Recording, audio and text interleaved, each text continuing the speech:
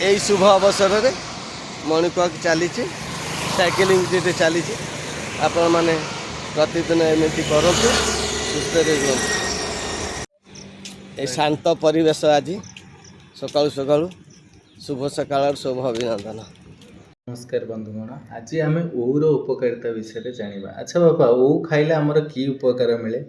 देख ओ को किए बा न जाने, रोषे घर रे ओ अच्छी माने आउ चिंता किछि नाही।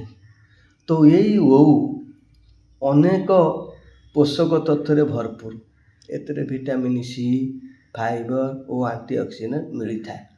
जे विटामिन सी आम शरीर पर कौन उपकारी करे? हाँ देख, विटामिन सी ये आमर रोग प्रतिरोधक शक्ति बढ़ाइबारे सहायक एवं संक्रमण सह लड़बारे शरीर को सहयोग करे।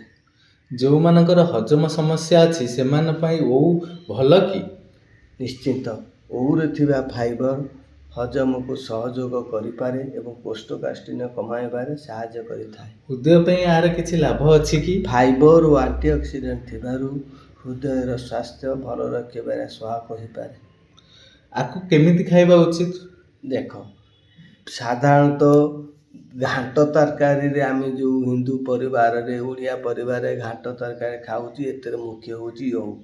तो वो तो आम तरकारी रे पकई पारिबा, खटा करी खाई पारिबा।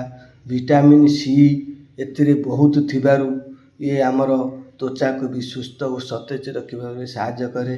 तेणु सबुठारु भल जिनस हैला पाचेला को सीधा आपण खाई पारिबे।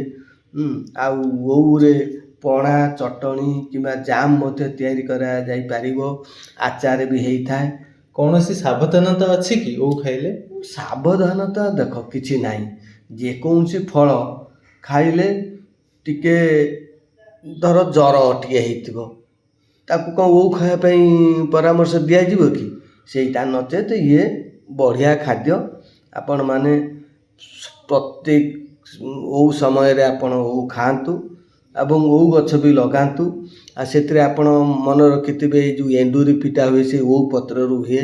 तेणु ओर प्राधान्यता रोषे घरे रहिछि रहिथिबो, आपण माने खांतु मध्य।